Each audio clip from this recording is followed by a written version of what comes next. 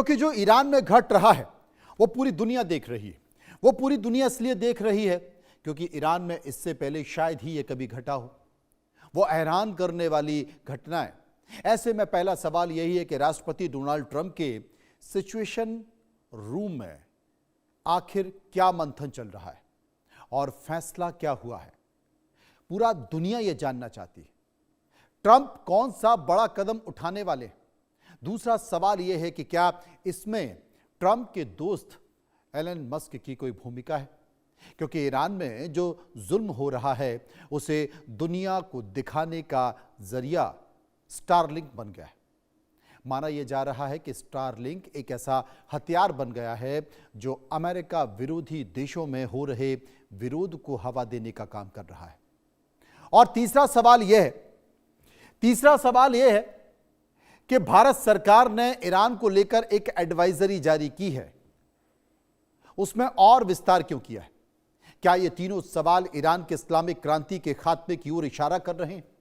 तो आज समझिए.com में हम इसी को विस्तार से बताएंगे कि आखिर कैसे ईरान वेनेजुएला पार्ट 2 को अंजाम देने की तैयारी कर रहा है। समझिए.com के साथ बने रहिए। तमाम बातों के साथ साथ जिस बात का जिक्र किया गया है हम आपको बताने वाले हैं समझिए.com में आखिर खबर क्या है। राष्ट्रपति ट्रंप ने सिचुएशन रूम में एक बैठक की है। यह सिचुएशन रूम बहुत खास है, आपको बताएंगे, लेकिन सबसे पहले बैठक में क्या हुआ है यह जानना जरूरी है। ईरानी खलीफा खमेनी को टारगेट करने का प्लान बनाया गया। जी हां, टारगेट करने का प्लान बनाया। वेनेजुएला जैसी कार्रवाई पर मोहर लगी है। ईरान में स्टारलिंक की एंट्री पर सवाल भी खड़े हो रहे हैं। एलन मस्क को 21वीं सदी का मखमली क्रांति का प्रणेता माना जा रहा है। भारत समेत 10 बड़े देशों ने ईरान को लेकर सख्त एडवाइजरी जारी कर दी है अपने तमाम लोगों को लेकर कि जितनी जल्दी हो सकता है ईरान से निकलिए। ईरान ने अपना एयर स्पेस बंद कर दिया है, लेकिन भारत के लोगों के लिए, वहां पर ईरान में फंसे जो भारतीय हैं उनको लाने के लिए उस एयर स्पेस को खोला गया। प्लेन उड़ा और फिर से एयर स्पेस को बंद कर दिया। व्हाइट हाउस के सिचुएशन रूम में बड़ी हलचल सामने आ रही है, जहां पर राष्ट्रपति ट्रंप ने ईरान को लेकर एक हाई लेवल मीटिंग की है। सूत्रों के मुताबिक ईरान के सर्वोच्च नेता आयतुल्ला खमेनी को टारगेट करने की रणनीति पर गंभीर चर्चा हुई है। बताया यह भी जा रहा है कि अमेरिका वेनेजुएला जैसी सीमित लेकिन निर्णायक सैन्य कार्रवाई के मॉडल पर अमेरिका आगे बढ़ रहा है। प्लान के तहत सबसे पहले ईरान के एयर डिफेंस सिस्टम को ध्वस्त करने की तैयारी की जाएगी ताकि आसमान से हमला बहुत आसानी से हो सके।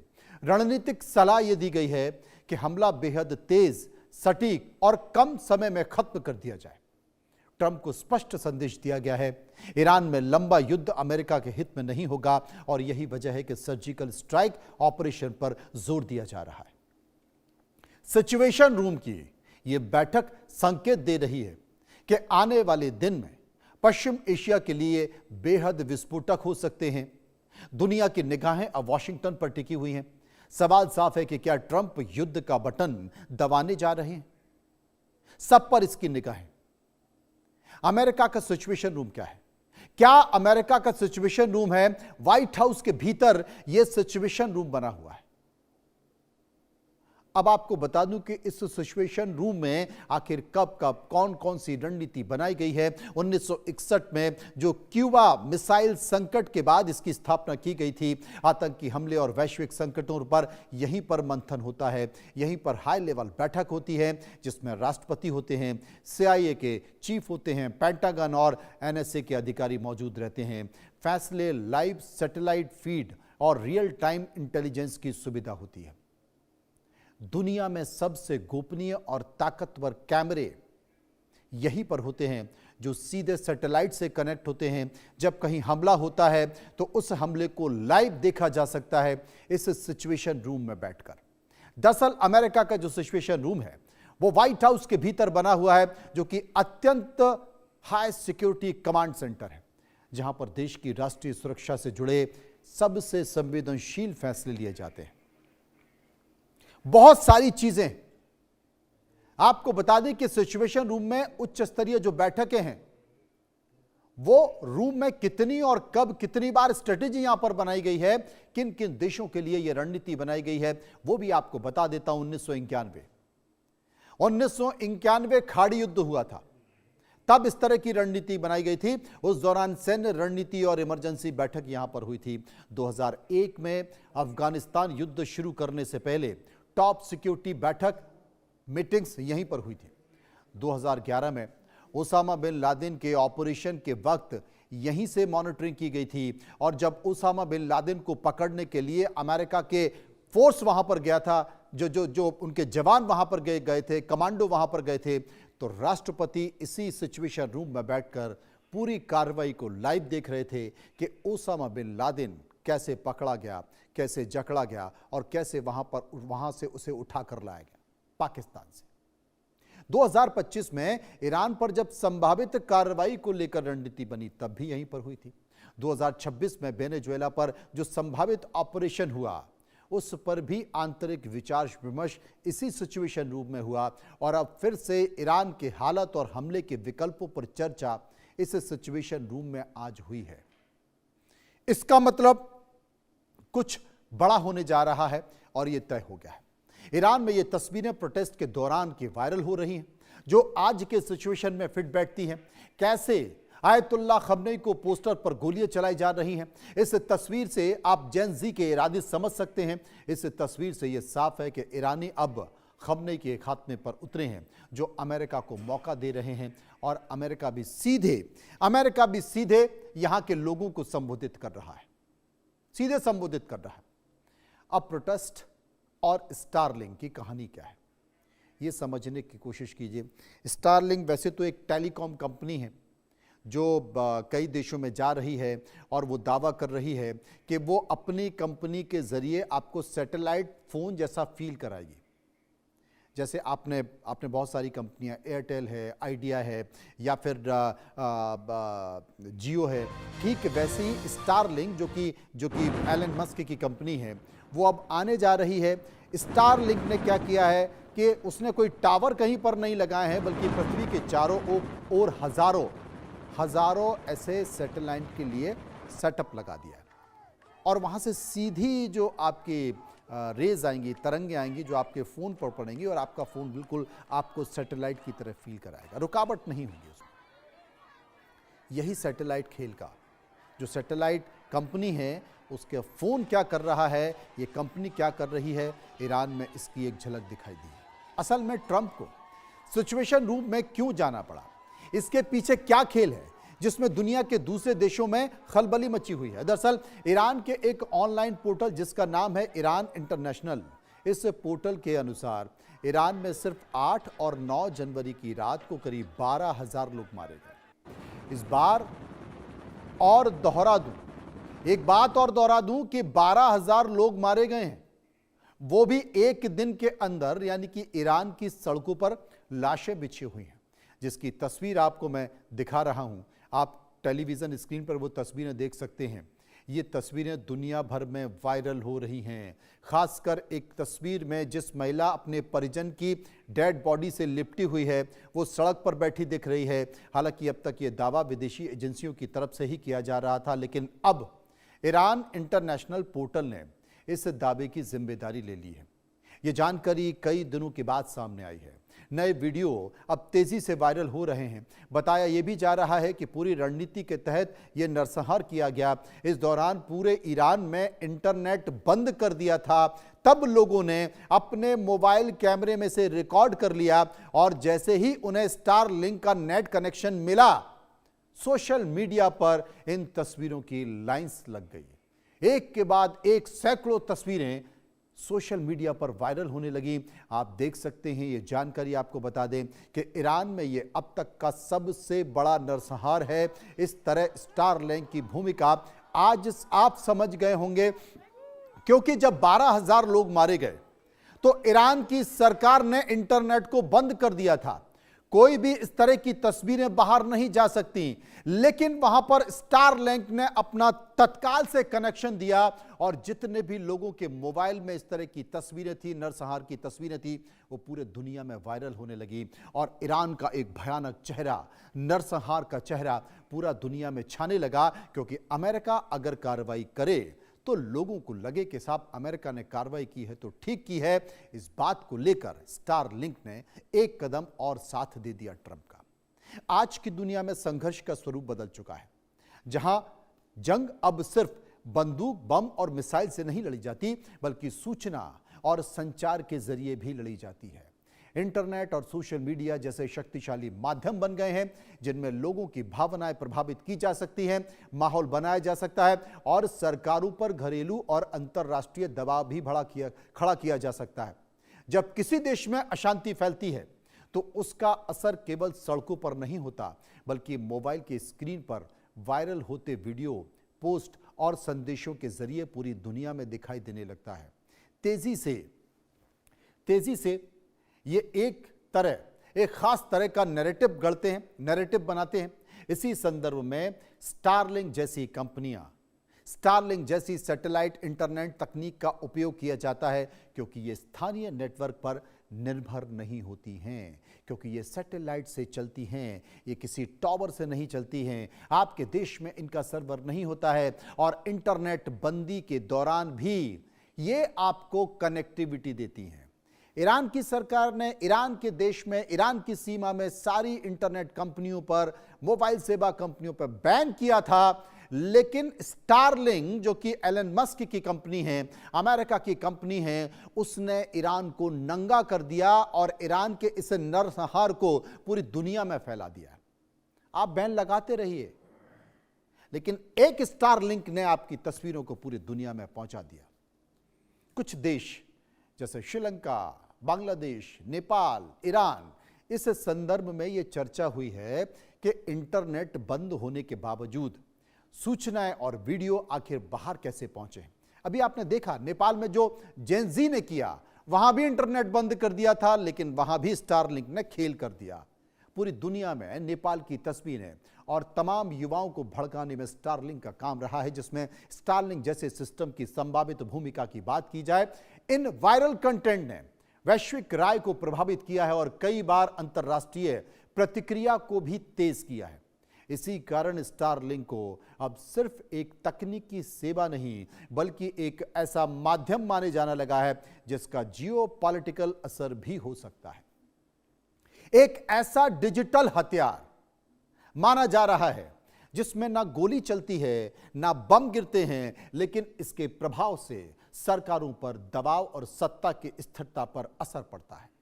यह सेवा एलन मस्क की कंपनी की है, जिनके राजनीतिक संबंधों को लेकर भी अक्सर चर्चाएं होती रही हैं। स्टारलिंक ट्रंप के दोस्त एलन मस्क की कंपनी है। हालांकि मस्क और ट्रंप के रिश्ते फिलहाल हाल के दिनों में ठीक नहीं हैं। हो सकता है कि ये दुनिया को दिखाने के लिए हों, लेकिन कुल मिलाकर स्टारलिंक का तेजी से फैलाव एक बड़ा सवाल खड़ा कर रहा है कि क्या स्टारलिंक अमेरिका विरोधी देशों के खिलाफ एक हथियार के तौर पर काम कर रहा है, या काम कर सकता है जैसा कि उसने ईरान में किया है, कि ईरान की सरकार ने ये आदेश दिया था कि इंटरनेट बंद होगा, कोई भी मोबाइल कंपनी इंटरनेट नहीं चलाएगी, लेकिन स्टारलिंक ने ईरान के इस नरसंहार को ईरान की सरकार के खिलाफ उसकी इच्छा के विरुद्ध पूरे देश में पहुंचा दिया और ईरान के लोगों को इंटरनेट कनेक्शन उपलब्ध करा दिया।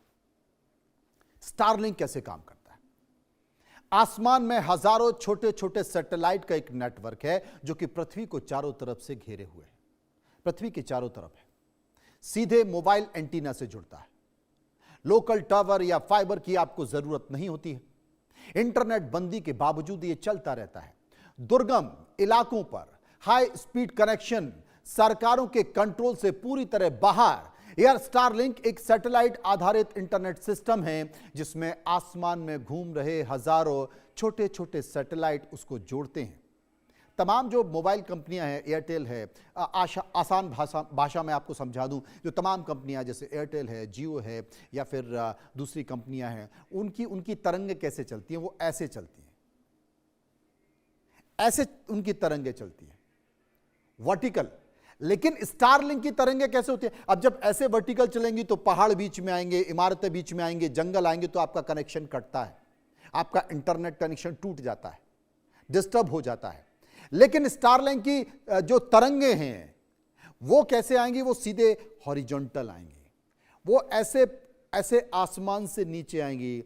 आप किसी जंगल में खड़े रहिए, पहाड़ पर खड़े रहिए, कहीं पर भी खड़े रहिए, आपके मोबाइल पे वो सीधी आएंगी और आपका फोन बिल्कुल सैटेलाइट की तरह काम करेगा। ये हथियार कैसे बन गया है? ये सुविधा तो है, बड़ी सुविधा है, लेकिन ये हथियार कैसे बन रहा है? इंटरनेट बंदी को आखिर आखिर आखिर क्या असर क्या करता है?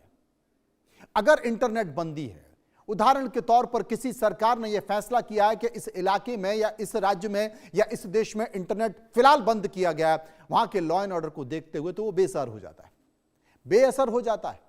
प्रदर्शनकारियों को वो लाइव फीड दे देता है, लाइव ब्रॉडकास्ट कनेक्शन दे देता है, वीडियो वायरल कर सकते हैं, आप कुछ भी अफवाह फैला सकते हैं, मैसेज कर सकते हैं। ग्लोबल प्रेशर, नेगेटिव वॉर में सबसे मजबूत टूल है ये। सरकारों के खिलाफ माहौल बनाने में ये मदद कर सकता है।